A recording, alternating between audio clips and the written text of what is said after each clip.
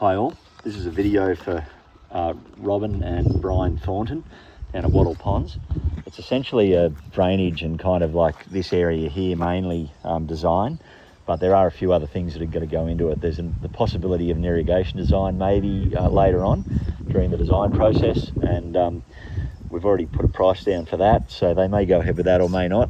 And apart from that, there's just some drainage that has to be done around this front section. In terms of the irrigation, just because we've got the survey equipment here, I've decided to continue the survey. It's a little bit wider survey than we were intending to do, but I've taken that time up with with talking to these guys about other stuff. So that's all good. So you will see, there's sort of we've done quite a comprehensive survey around the house, which will be good for you to have anyway. All right, so Brian's here with me. G'day. So I think we'll just start on this area here first, and then we'll go through the drainage components. So the area here is the main one. Now I have got a notability file which I'll upload, and it's got a sketch of this, a scaled sketch of it, which is sort of accurate. I haven't scaled up the gardens here too well on the notability file, or the ramp for that matter, but the rest of it is pretty good. But anyway, Sochill's taken a survey of this, so I've outlined it in paint so you can see exactly what's going on anyway. The idea here is that we have a level kind of an area here, so we've got the garage down behind me so they can drive in. There's a walking ability to walk through here. We're trying to eliminate as many steps as we can, so I've come up with a design in this area which will just do just that, and also incorporate a little bit of drainage in it as well, which I'll come back to the drainage at the end, but I'll just go this. The first part of it is about this design. So we have a garden coming in here and going around there, and a curved section around here. We've got a level slab area down here, so it will have some fall down into the backyard, and maybe a slight crossfall across this way just to keep the water away from the actual house. There's a ramp in this slab going down here. Now at the moment it's an exposed aggregate slab, so it'll be the standard exposed aggregate slab. It doesn't need Cowra white or anything like that, and it's got to be a nice looking exposed slab. So, and that ramp goes down. So we have level 1 up here, which is the existing paved level. We have, after we go down the ramp, we have level 2, which is this area right through here that I'm pointing at now.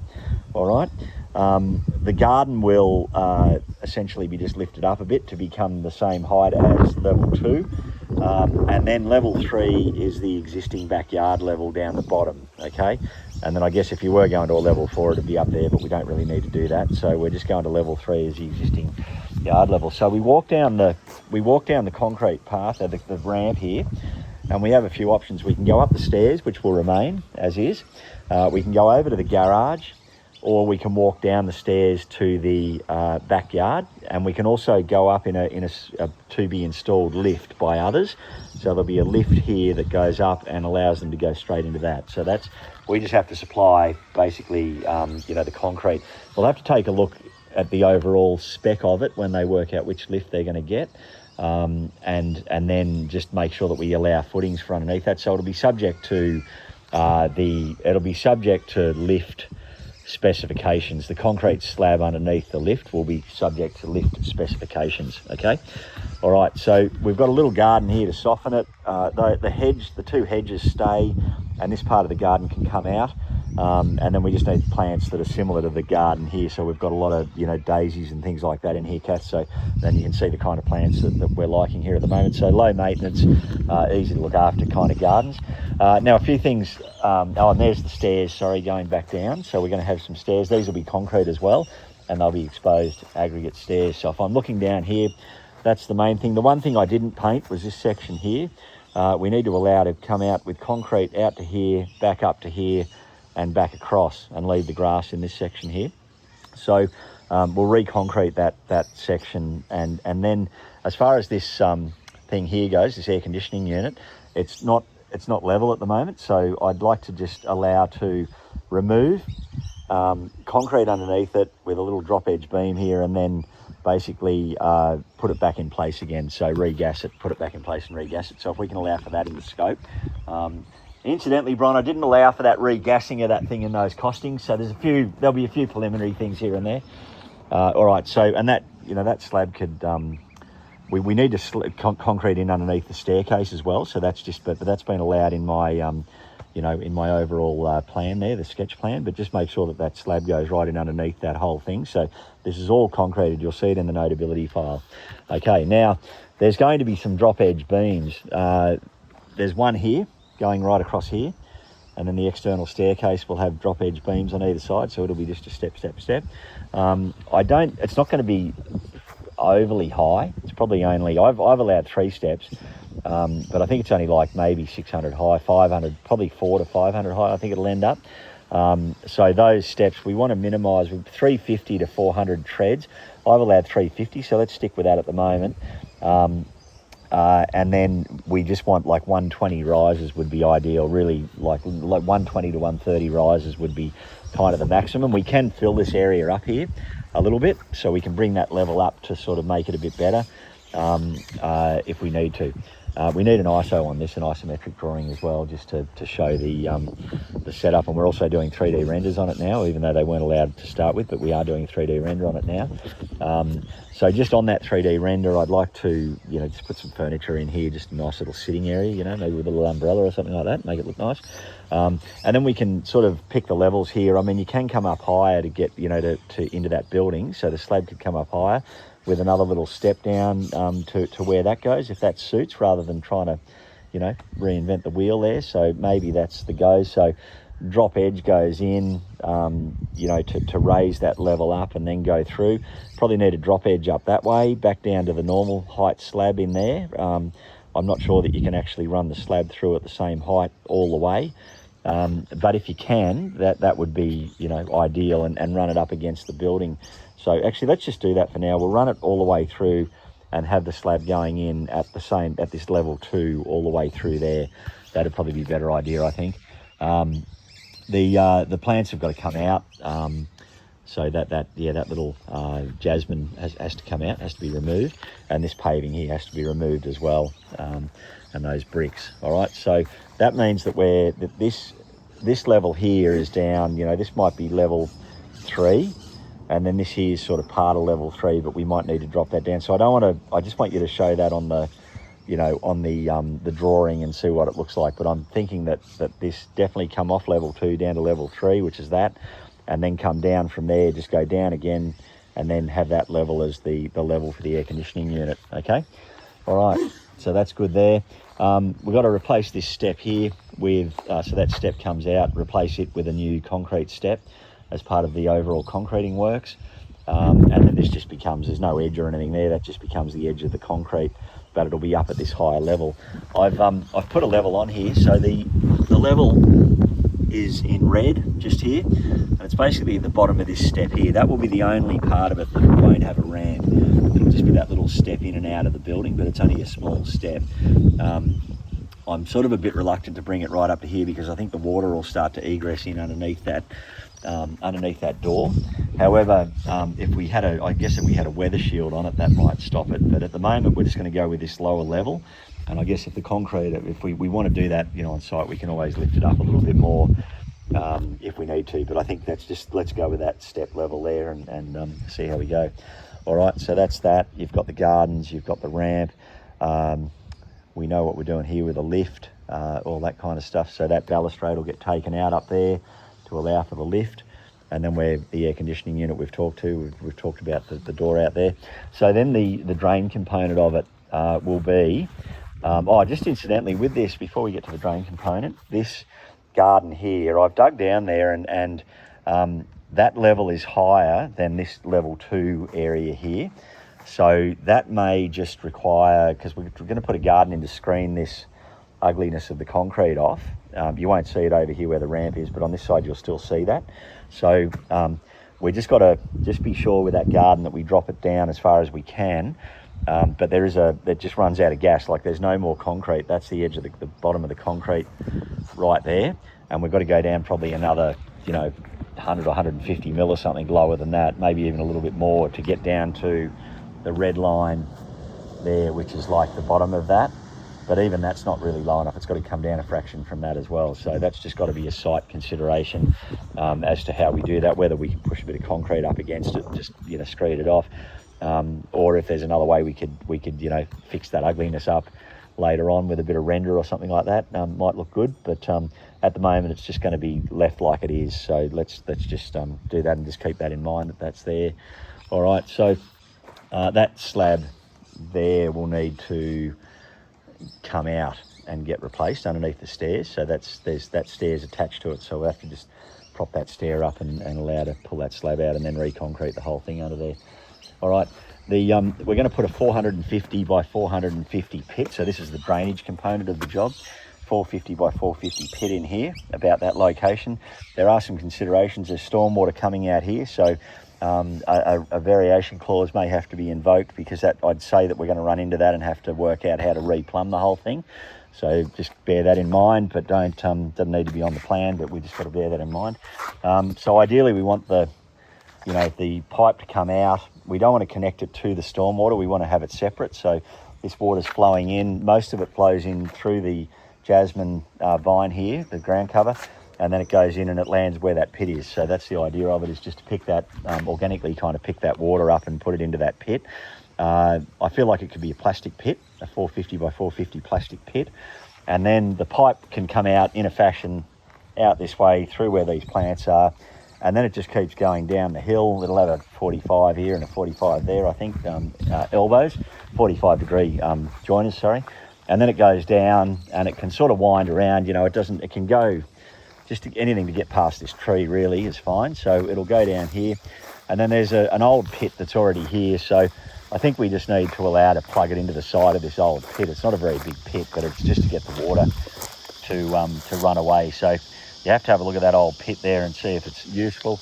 If it's not useful, it'll be a variation to put a new pit in there, to cope with this, or a separate, just have it separate to that one altogether. Or we can tee it up and put a uni pit on it. But at this stage, just allow to put it into that pit. All right, so there's a good look from the back of the yard here, back up to the front, and what's got to happen. I think that's the only drop edge beam will be that one that goes all the way across. Because I'm not sure if you can fill. We need to find out if you can fill from one of the builders. We need to find out if we can fill up against that wall, like if we can concrete right up to that wall and fill the earth in underneath. And then we need, if we're going to do that, we kind of need some piers in the slab, which I think I'd allow anyway. I'd probably put piers every 1.4 metres apart, and down, I think they'll have to go down about 600 or 700 in, or just put them 300 into natural ground. Okay, 300 into natural ground. But I think we'll need probably, maybe one underneath this thing, and another one here, and another one over there, and then another few of them just up there, although that'll be very close to being the level that we need to go when we're up there. So you might just need 2 rows of them, 3 and 3, just to be sure. And then the drop edge beam down here, but we may need to drop edge, all the way along. But I don't think we will. I think we can go up against the concrete, up against the bricks, but we need to find that out and confirm that before we get too far advanced with the design. So that will be a design consideration that one of the architects who gets hold of this will have to email and say, hey, we need to get confirmation as to whether we can put this slab up against the brickwork, and then add fill underneath it, compacted road base and stuff underneath it, or do we have to stay off that brick wall? It's cavity under there and cavity under there, by the way, as well. So they're both cavities in underneath the brick, in behind the bricks. So that's, if we can find that out, that'd be really good. And then we can work out, because we're going to need a fill component here as well. So we're going to have compacted fill, which will be part of the concrete job. And so it'll have to be allowed for as well, the road base to go underneath. All right, so continuing on with the drainage.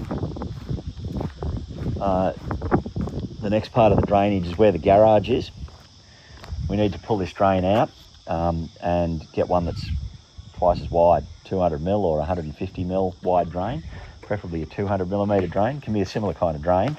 And it'll run all the way along here. We need to then cut the bricks.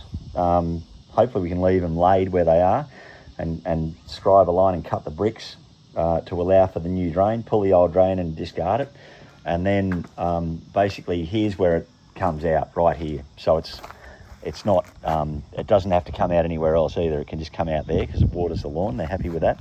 So we just need to continue, leave that pipe in place and basically just jam it, plug it back into this bigger drain, and we should be right. The only thing that worries me about that one, actually, I'm thinking again, is we might replace it with a 100 mil stormwater pipe. So, because we've got 200 mils or 150 mils of water running down here, we're probably going to need a decent sized pipe to allow it to get out, otherwise it's going to back up. So let's go 100 mil stormwater pipe, 100 mil sewer pipe to get that water to run, and it just goes down to there. So it'll just have a bit of a 45 or whatever in it, go down to there and then stop. Okay, we might put a uni pit on it as well just to tidy it up. So a uni pit that's capable of the standard uni pit, I think, will do the job. Okay. Then the next part of it is up here.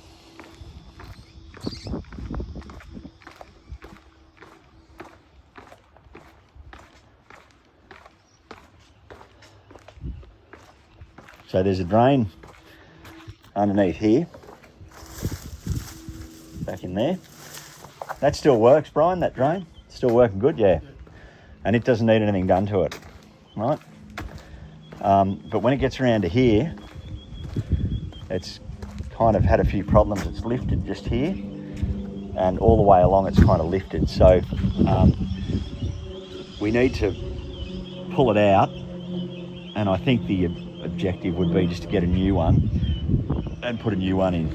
The paving is a little bit up and down here, but so the drain might sit up a little bit higher, to get the fall on it. Can't really sort of dip it down too much. There's enough fall there. Enough fall, yeah. And what's that plug into, that drain down there?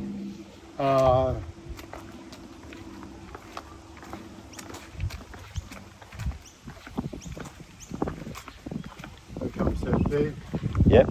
So it goes into the stormwater, it goes through there. Oh, so it's connected to the stormwater.